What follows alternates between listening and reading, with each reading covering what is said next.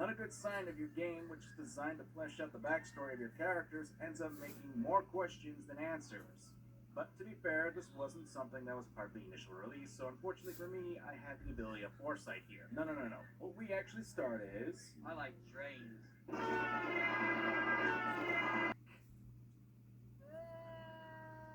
Alright, normally this isn't a big deal, because I'm not expecting Chloe to develop some sort of superpowers in the past, and suddenly forget it in time for the main game. But this mechanic is just not doing it for me. Not only because does it not really play to the same strength as Max's time manipulation in this type of game, but also...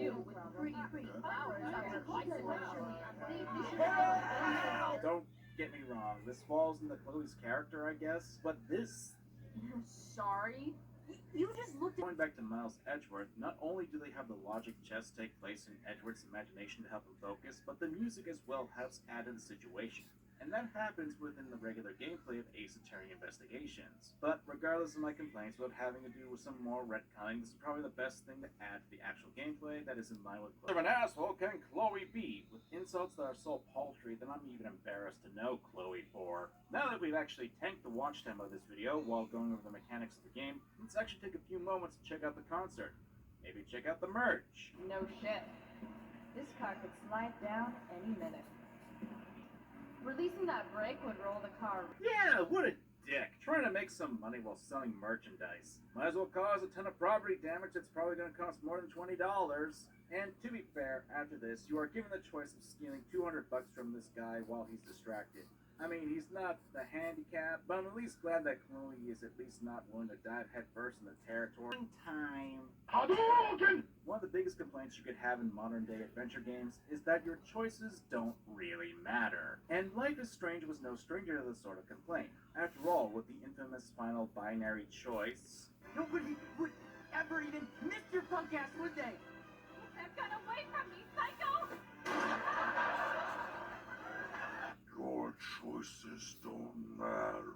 But when it comes to the prequel, this opens up more problems. And we'll get to them more when we get to the next backtalk section, because, yeah, that's a big problem. For now, though...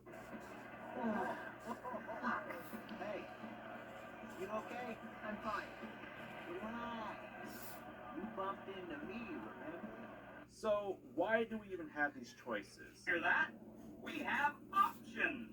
Even if you apologize to the guy, Chloe will still get confronted by him and his friend, and threatened for spilling a beer.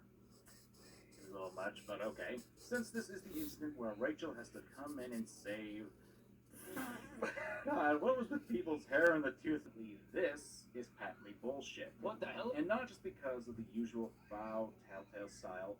And as a side note, that's what I was referring to in my previous video on the subject. Telltale was famous for the having your choices matter, but not really aspect to their games. But this also refers to the railroading and leads to one of the biggest issues with this story being a prequel, because the game itself has to be set for the mainline game, lest you get things like continuity errors. And we're about to get into why in the next section. But for the sake of giving context, after saving Chloe, she and Rachel danced the night away with some really awkward mocapping.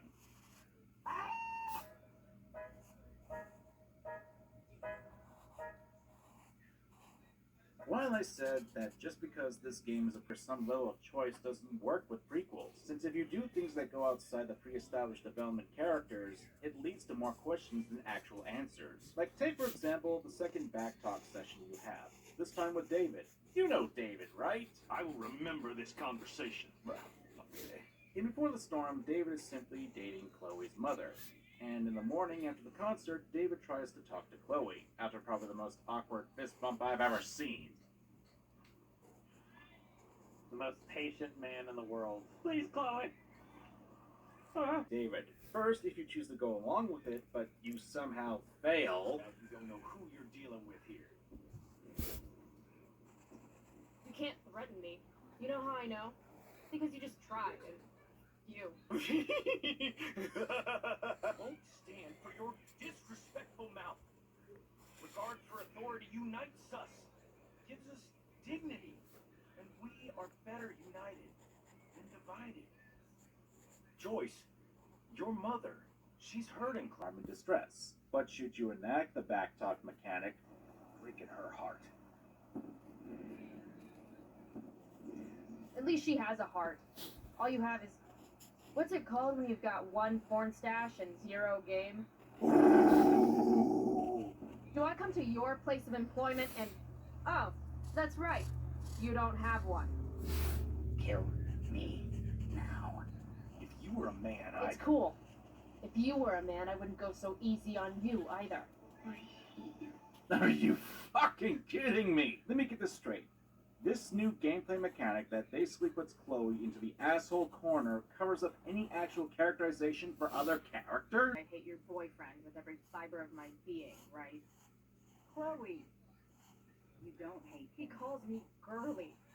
He's a dickhole. Oh no, what a horrible monster. Better make the situation much worse by being overly aggressive. Sorry, but I kinda need more of a reason to hate this version of David. Someone who is actively trying to make things better in Chloe's life at this point, I condemn that. But I also found reason to dislike Chloe in that same scene since David's suspicions of her stealing a gun were correct. It's fans like this who help contribute to my disdain for these games and fandoms, since they're actively projecting their own behavior onto those who have problems with the game. So let me spell it out clearly for people. David's slap is unwarranted. His remarks to Chloe in this game were hurtful and casually sexist. Why do women always take forever to get ready? But people seem to forget scenes like these. Who do you think your principal calls when you skip? Do you think I enjoy lying for you, saying you're sick just so you don't get expelled? Between your grades and your disregard for my rules, I see you slipping. I'm worried. But Mom, the whole point of lowering expectations is so you won't be disappointed in me. Never again. Well, just look at all the f***s I get. You're happy doing what you're doing? Fine. Keep at it. Just let me know so I can stop fighting with Blackwell and keep you on scholarship. Money's tight enough for you. This is actually a trend that I've noticed nowadays, that if you dare to even be a little open-minded towards one side in an argument, that you're automatically a bad person for trying to get to the other side of a story. Yes, Chloe has had a harsh life, but that doesn't excuse her actions that put her mother in stressful situations, all the while doing things that make her worry. Drugs.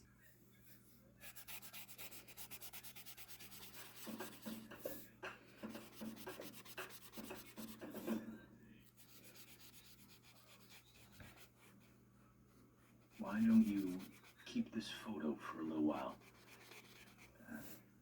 Think about what I've said. Now, obviously, you can reject this photo, but I do want to point out two things. The first being, 90% of players chose this option. So, not only did a ton of people find David's backstory was sympathetic to a degree, but there was an overwhelming majority who did. The second thing is, David is actively trying to help Chloe. And with this context in mind, it really makes it harder for me to actually like Chloe when she's actively attempting to push others away or outright attack them. Chloe is wasting a scholarship, and her mother is working her ass off to support her. And I'm supposed to like this character? I do have a big point, but there's one more thing I need to point out. Yes, Chloe is a teenager. Yes, she is in pain because of her life. But so what? People often point to this and go, this excuses her behavior. But I disagree with that, especially since the point we're talking about is how likable someone is. A fictional character at that, and especially on a personal level. Also, in Life is Strange, Chloe is 19 years old, the age of an adult.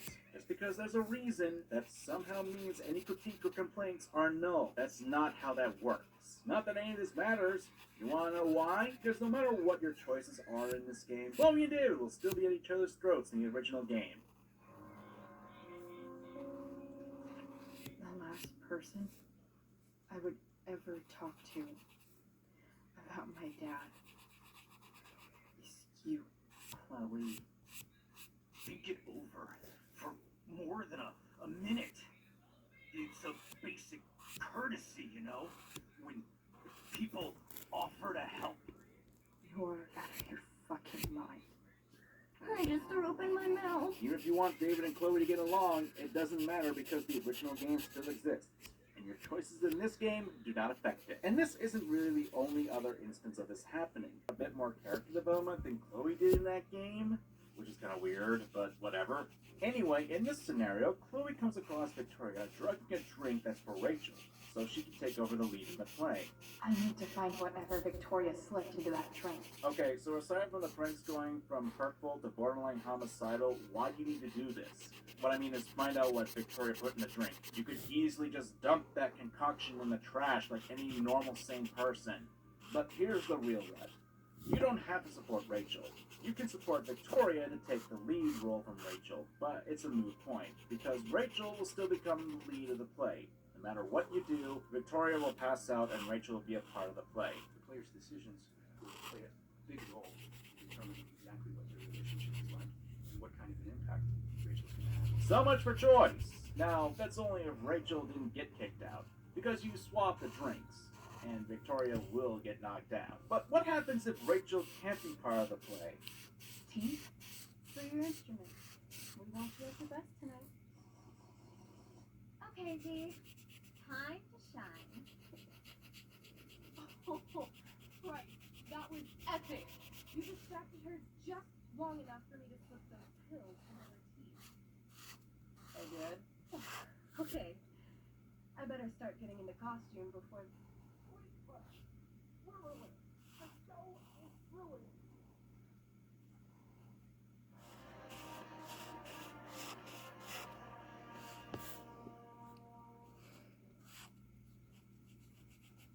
That was quick. Rachel drugs Victoria. What the actual fuck? So, this is fucking terrible on so many levels. Let's first look at Chloe. Why is there no questioning of this? Even if we're supposed to believe that we're looking at Rachel through rose-tinted glasses, are you telling me that Chloe would have any problem with Rachel drugging someone? And to point something out, there has been this symbology of Rachel Amber being on fire and how fire is dangerous, stuff in Chloe's dreams, and I'll be talking more about that later, but this isn't something that Chloe finds issue with? You're telling me Chloe wouldn't have a problem with Rachel drugging someone? Wow, what a likable duo of characters! Then, when you think about this on a meta level, and this goes into spoilers, but I already put that tag up and talked about this, so you have no one to blame yourselves. In the original game, there were a few instances of people being drugged. That's not worth going into here for this video, but my point is, in a series that has established that drugging people was done by villains, it kind of kneecaps the whole premise when one of the main characters that's supposed to be the hope for Chloe is actively drugging someone. Oh my dude, you just got friends. Michigan, that was coming up. And I know this isn't a very analytical way of explaining myself, but it's shitty writing. And I hope that you understand why. Rachel Amber is not just a hero. Maybe, but the game certainly doesn't frame it like that. Are you telling me that Chloe's moral compass is so eroded that she wouldn't have a problem with this? And you know what would have actually made this better? No joke. Actually have a choice here. Have the players decide if what Rachel did was messed up and have Chloe call her out on it. Or at the very least, go, wait, what? At least you have a little more agency to give your players. And while Chloe could still be horrible, if you choose to allow Rachel to pull this crap, at least we could see that Chloe would at least be conflicted on the matter. Distracted her just long enough for me to slip those pills in her teeth. I did. What the fuck is this shit? God, this could be a video on its own, but I don't have time. We're already nearing the 32-minute mark. Although, I'd be remiss if I didn't bring up the play as a side note. Most strange. Bountiful fortune. Past 9 enemies brought to the shore. Here, these more questions. Thou art inclined to sleep. No matter how badly you do, you get rave reviews. Yay! What is choice? What is consequences? Who cares? The second section that I want to talk about involves Rachel's parents. The context is that after the plays, Chloe and Rachel have talks about leaving Arcadia Bay.